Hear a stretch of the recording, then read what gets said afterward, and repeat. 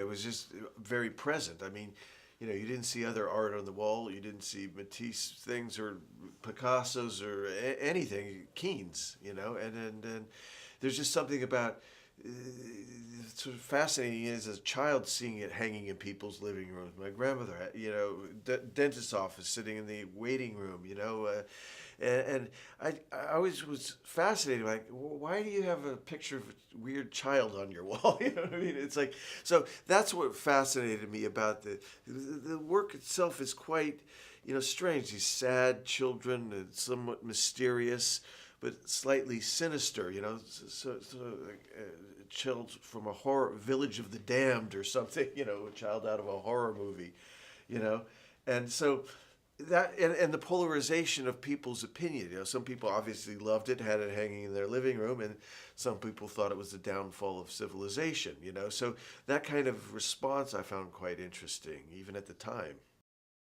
Well, I love actors with great eyes, like Kristen Ritter. She's got great eyes. I mean, people like Johnny or Winona. Eva Green. People that because Michael Keaton has. I love because it's like it's a movie. So I love what actors can convey without saying anything. Like I do go for these people that could be silent movie actors. And that's what I loved about Amy. Her performance. I got so much out of her just staring and looking. But without doing anything, you just feel this internal turmoil going on, and the conflict, and the heaviness, and then when she kind of finds her voice, you see her like without doing anything, and I find that's the most amazing type of acting you can achieve. I mean, it starts with, again, kind of the foundation of being around at that time and it having, sticking in your memory like a weird dream, So it started with that, the images. But then it sort of, then you start to think about, well, why was it so popular at that time? And what was, because I grew up, again, in that era, and it was that sort of the tail end of that idea of the American dream, And so here you have this dysfunctional couple creating these weird mutant children, which sort of represented the kind of the movement from the positive to the sort of the death of that kind of thing and moving into another era. And so I think on a subconscious level, I think that's why maybe it had such an impact on people. Because I think if I had asked somebody like, why do you have that picture of a crying child on your wall, I would be surprised if I got a deep answer. I would bet they wouldn't even know. Well, I like it or whatever. But it has a deeper. Even the people that hate the paintings, there is a certain power to it. I mean, that quote from Warhol about if it were so bad, why would so many people like it? There's an interesting thought there.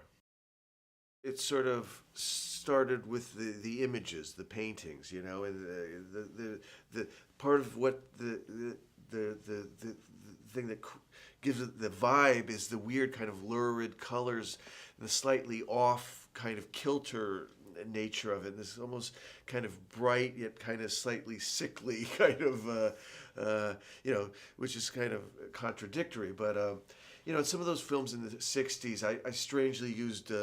Some of the films of the Italian director Mario Bava as an inspiration because he would use colors in a very unusual way, which again sort of likened it to the paintings themselves. So we just tried to set it in the world where these paintings exist. Walter's a quite complicated character. He's charming.